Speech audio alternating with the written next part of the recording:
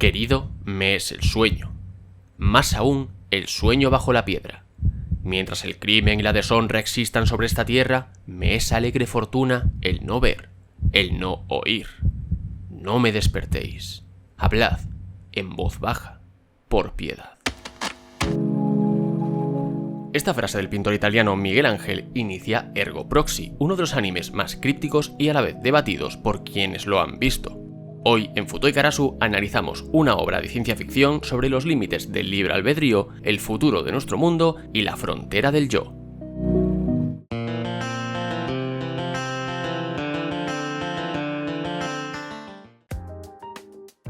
Cuando en 2015 el estudio Manglobe se declaró en bancarrota, el anuncio cogió a muchos espectadores desprevenidos.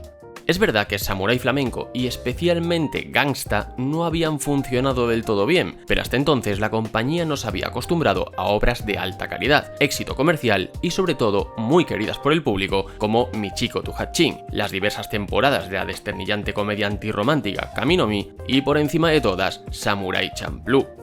De hecho, durante cierto tiempo pudimos considerarlos como una especie de herederos espirituales de Sunrise, quienes por cierto aún siguen con nosotros y continúan sacando películas de Gundam y temporadas de Love Live como quien saca churros. Pues el estudio había sido fundado por dos ex trabajadores de esta última, Shinichiro Kobayashi y Takashi Kochiyama. Pero echando la vista atrás, su obra cumbre a nivel creativo, aquella más valiente de entre todo su catálogo, fue Ergo Proxy, anime de ciencia ficción que se emitió durante 2006 y que fue dirigido por Shuko Murase, el actual realizador de las películas de Gundam Hathaway, y escrito por Dai Sato, que venía de guionizar Cowboy Bebop y Wolf's Rain, y que actualmente es guionista de los nuevos episodios de Pokémon. Para que veáis las vueltas que da la vida. 20 años nos separan ahora de una obra críptica como pocas y que, pese a sus características tan propias de un título de nicho, fue pionera tanto por su animación como por su narrativa y hoy es recordada como una de las series más icónicas de su década. Así que acompañemos de nuevo a R.L. Meyer y Vincent Lowe en su viaje por los páramos siberianos. Recordad que si os gusta este vídeo podéis visitar futoikarasu.com y suscribiros a este canal, activar la campanita y compartir nuestros vídeos con vuestros amigos, amigas y familiares. Porque necesitamos comer, que la vida está muy cara. Bajo la cúpula semiesférica que la protege de toda inclemencia exterior, Romdo se erige como una de las últimas ciudades de la humanidad que aún quedan en pie. Otrora tecnológicamente avanzada y con el planeta a su merced, la civilización humana afronta, en este futuro distante, su más que segura extinción tras una catástrofe ecológica sin precedentes. Nunca nos llegan a aclarar de manera exacta qué ocurrió, pero la historia nos da pistas suficientes para entenderlo.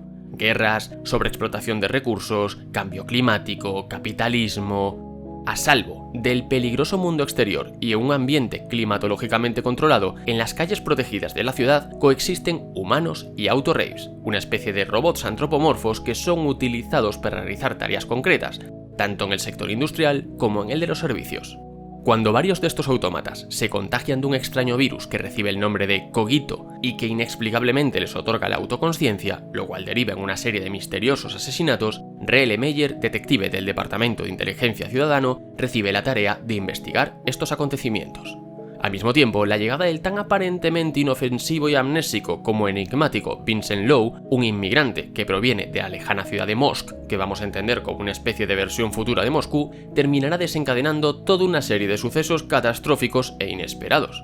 Debido a ellos, este último se verá irremediablemente unido a R.L. en un viaje que les llevará mucho más allá de las calles de Romdo, cruzando medio mundo en busca de respuestas a unas incógnitas que desde el principio amenazan con terminar siendo parte de algo mucho más grande de lo que ambos puedan imaginar. Y por si fuese poco, durante su periplo se las verán con unos seres aparentemente sobrenaturales y casi todopoderosos llamados Proxys, que dan título a la serie. Desde sus mismos inicios, Ergo Proxy se erige como una obra voluntariamente cargada de simbología, y durante sus 23 capítulos no le tiembla el pulso en ningún momento a la hora de mantener ese nivel. Empezamos con soliloquios parafraseando el Leviatán de Thomas Hobbes, y de repente nos encontramos con que los nombres de los integrantes de la cúpula gobernante de Romdo son Derrida, Berkeley, Lacan y Husserl, todos en referencia a filósofos con temáticas de estudio que entran en mayor o menor medida en la serie. No es una exageración decir que casi cada secuencia y cada conversación de este anime tienen una razón de ser en el gran esquema de las cosas, y un sentido para componer el puzzle definitivo que le va a dar lógica a todo. Ergo Proxy bebe sin miedo del existencialismo de Kierkegaard y hasta de Sartre, del utilitarismo de Jeremy Bentham y en ocasiones del absurdismo de Camus, en la misma medida en la que también lo hace de obras pop como Blade Runner, Text No Lies o Ghost in the Shell. Y todo esto de manera inteligente, sin caer en manierismos pretenciosos, artimañas que son más estética que significado o engaños baratos en su guión, exigiendo en todo momento al espectador que éste sepa interpretar lo que está viendo y que sea capaz de reflexionar sobre ello. Rondo, como ciudad, se alza durante los primeros compases del título como un ente que casi podemos entender como un personaje más, la ciudad como vertebradora de la narrativa. Entre los rascacielos que se amalgaman bajo la cúpula que recubre de forma hermética toda el área metropolitana, una sociedad sin apenas cultura y diseñada por laboratorio está alcanzando el cenit de su capacidad. Se anuncia por megafonía entre las calles que los ciudadanos modelo obtienen cosas, pero la vida es más fácil cuando se deshacen de otras, incluso de las que les son necesarias. Las dos distopías más famosas del siglo XX se dan la mano en Rondo. Los ciudadanos son monitorizados y en realidad controlados de forma bastante férrea, como en la 1984 de Orwell, pero aparentemente sus necesidades están siempre cubiertas, en su práctica totalidad, gracias a los autoraves, y pueden disfrutar de una vida satisfecha siempre y cuando cumplan su cometido vital, como en el mundo feliz de Huxley. Pero Rondo tiene muchos, demasiados secretos que esconder, tanto en las altas esferas como en los bajos fondos, y para que sean descubiertos, Reele y Vincent tendrán que dar el paso de salir al exterior y observar el mundo con sus propios ojos. El paisaje fuera de la cúpula parece reducido a un páramo sin fin. Podríamos decir que era beckettianamente minimalista, para entendernos, donde las tormentas ciclónicas, la lluvia ácida y las enfermedades infecciosas contaminan el aire hasta hacerlo irrespirable, donde resulta prácticamente imposible encontrar vegetación o fauna y donde los escasos habitantes que malviven fuera de las protegidas ciudades cúpula padecen una vida de constante pobreza, penuria y escasez. Kilómetro tras kilómetro de sequía baldía, de noches heladas, de aisladas ruinas casi ancestrales en las que nada queda ya, solo polvo. Pavoroso panorama al que se enfrentan nuestros protagonistas. Reele y Vincent son polos opuestos en un tira y afloja constante, y por ello, durante la serie no dejan de atraerse y repelerse, de chocar, de encontrarse y desencontrarse, pero de alguna manera casi inexplicable, siempre terminan el uno junto al otro. Ella es responsable, inteligente, asertiva, pero también snob y en su interior más insegura de lo que está dispuesta a admitir. Él es tibio, indeciso y desmañado, pero nunca deja de querer ser buena gente y oculta una fuerza interior enigmática y por momentos inquietante. Durante su viaje les acompañará Iggy, el fiel robot ayudante de Reele, y Pino, una encantadora autorrave infectada por el cogito que a cada episodio que pasa, como Pinocho, es menos máquina y más niña de verdad. Porque la frontera entre lo humano y lo artificial, entre el alma y la programación, es otra de las temáticas en las que Ergo Proxy se permite sumergirse hasta el fondo. Y podríamos incluso teorizar que el verdadero protagonista del anime es la conciencia, o su despertar, porque Vincent despierta hacia sí mismo, Reele hacia la verdad que se esconde en su mundo, y los autorraves hacia la libertad. Y como esta es una de las claves de la serie, vamos a profundizar en la libertad teórica de la inteligencia artificial. Baruch Spinoza fue un filósofo racionalista neerlandés del siglo XVII que sostenía que el libre albedrío solo era una muestra de nuestro desconocimiento a la hora de comprender las causas de nuestro comportamiento. No actuamos como actuamos solo porque nos apetezca. Si ahora te comes un plato de tofu, es porque se cumplen todos los criterios necesarios para comértelo en este mismo instante. Y eso es crucial para entender nuestra condición como humanos. Sus divulgaciones posteriores sobre si solo Dios puede ser realmente libre las vamos a dejar para otro día, pero quedémonos con que varios siglos después, la ciencia retomaría el camino que la filosofía determinista había abierto y que tantos otros habían continuado desde su propio prisma, como el ya mencionado Thomas Hobbes desde la esfera social o incluso Karl Marx. Hoy en día tenemos experimentos y trabajos sobre la conciencia humana tan relevantes como los de Benjamin Libet o Daniel Dennett, que son capitales para comprender lo difícil que es dibujar en el mapa de nuestra conciencia una línea de auténtica libertad en la conducta. ¿Cuánto es espontáneo y cuánto ambiental? ¿Cuánto consciente y cuánto subconsciente? Pese a lo complicado de trazar esta frontera entre nuestra capacidad de libre elección y la conciencia de las propias decisiones como sustitución de ese albedrío autónomo en el mundo del humano, en el de lo robótico debería ser más sencillo. Tomemos un ejemplo muy claro como contraste. En la trilogía de Tetsuya Takahashi para PlayStation 2, Xenosaga, el personaje de Cosmos se pasa todo el primer juego diciendo que sus acciones obedecen única y exclusivamente a su programación. Ella es un androide puro, cuerpo mecánico y CPU como cerebro. Nada de hibridaciones biológico-sintéticas como en Ghost in the Shell. Se mueve de manera autónoma, toma decisiones al combatir y puede conversar de manera racional e inteligente con otros personajes. Tiene cierta autonomía, no es un ventilador que funcione con un mando a distancia o un chatbot con respuestas pregrabadas. Pero su presunta libertad de acción viene determinada por su código de programación, o más específicamente por las normas cifradas de Vector Industries, la empresa detrás de su creación. Quizás no siga las archiconocidas leyes de la robótica de Asimov al dedillo, porque su CPU opera a niveles absurdamente utilitaristas, como cuando dispara a través del cuerpo de un aliado para acabar con los enemigos y tener así un porcentaje mayor de éxito, según sus cálculos, para salvar al resto de la tripulación. La cosa es que ella misma declara repetidas veces que su conducta general opera, como decíamos, bajo las normas instaladas en su sistema operativo. ¿Hasta dónde llega, por tanto, su agencia real y con ello su libertad de elección? Y vamos a obviar Xenosaga 2 y 3 porque es verdad que entran más en este tema, pero lo hacen a través de spoilers, así que lo dejamos para otro día. Volviendo de nuevo a Ergo Proxy, sus autorrays parecen en primera instancia lo mismo que Cosmos. Son entes sintéticos con una programación fijada por diseño que determina sus capacidades intelectuales y comunicativas, destinados por sus creadores a realizar tareas concretas de manera concreta, como ser tenderos, mecánicos o cuidadores. Y con la acción del cogito pasan a ser inteligencias artificiales plenamente conscientes y completamente análogas a los humanos en términos de decisión y percepción moral.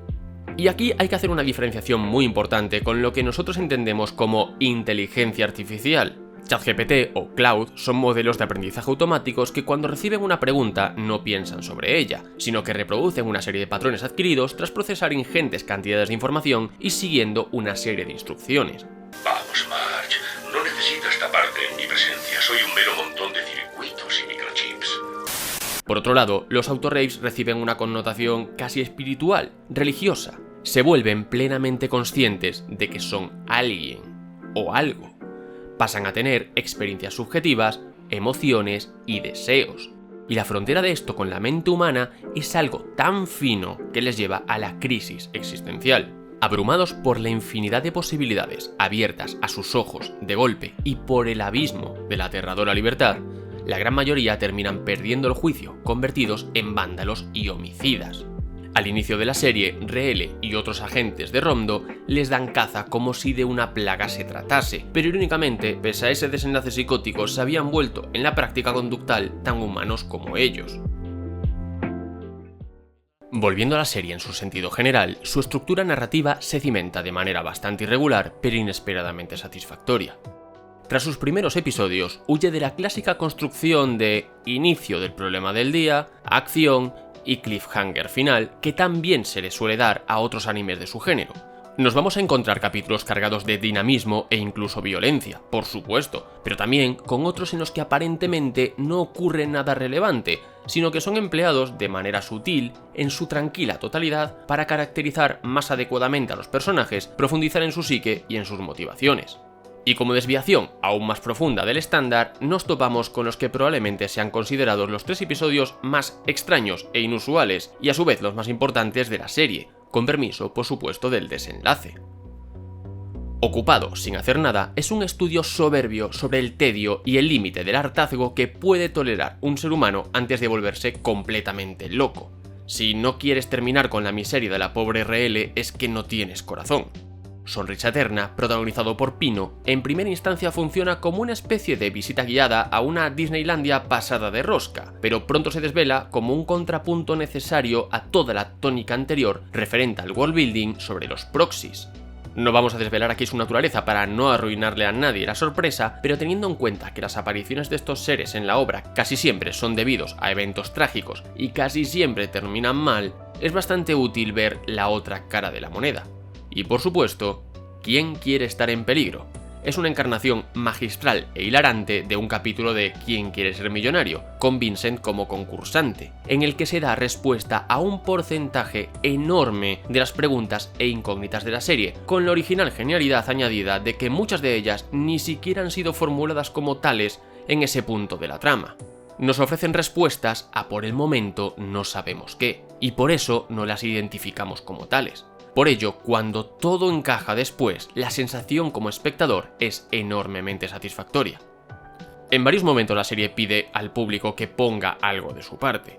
Que, como decíamos al inicio, los integrantes de la cúpula de gobierno de Rondo se llamen Derrida, Berkeley, Lacan y Husserl no es una coincidencia ni una artimaña performativa para aparentar más profundidad de la que hay. La intersubjetividad de Husserl o el estadio del espejo de Lacan son propuestas que dan sentido a una frase fundamental que se repite varias veces a lo largo de la obra.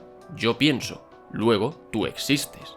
Esto no es solo una inversión del cogito ergo sum, pienso, luego existo, de René Descartes, sino que implica un desplazamiento de su idea. Descartes fundamentaba la existencia en la certeza del sujeto, pero ergo proxy reniega que ese sujeto pueda existir aislado y lo convierte en una de sus tesis principales. El yo aparece y es real porque hay un otro que lo refleja. Y esto se plasma visualmente, pues los espejos aparecen constantemente a lo largo de la serie, pero rara vez muestran un reflejo estable. En muchos momentos los personajes aparecen fragmentados, duplicados o acompañados por otro. El lenguaje visual insiste una y otra vez en que el yo nunca se basta a sí mismo. Y de verdad, es que podríamos seguir más de una hora así. A la hora de entenderla, pero sobre todo disfrutarla, es una obra que recompensa mucho el bagaje cultural previo con el que lleguemos a ella. Además de por su trasfondo plagado de ocultismos y su narrativa algo atípica, Ergo Proxy también quiso ser pionera en lo artístico. Su mezcla de animación 3D, apostando mucho por un CGI trabajadísimo, muchas secuencias y escenarios, junto al apoyo de modelados clásicos en 2 dimensiones para los personajes, le otorgó una personalidad arrolladora y que sigue dando lecciones de diseño y de eficiencia estilística a más de un anime actual. Rondo es brutalista y high-tech, pero también hiperracional, y su atmósfera visual tan progresiva como opresiva, tan dual entre la luz y la sombra, como una niebla que parece levantarse brevemente solo para volverse más densa después, contribuyó a tramitar con la forma un estatus de obra de culto que ya se había iniciado por su fondo. Hoy, 20 años después de su estreno, sigue considerada como una serie casi en la frontera entre lo mainstream y el nicho, algo de lo que no pocos seguidores del anime han oído hablar, pero en lo que no tantos han querido profundizar. Por supuesto, es una obra imprescindible para todo amante de la ciencia ficción de aires filosóficos, los thrillers robóticos y la ambientación postapocalíptica. Y su ending es Paranoid Android, así que, gracias a Ergo Proxy, podemos decir sin miedo a equivocarnos que Radiohead son una banda de anisón.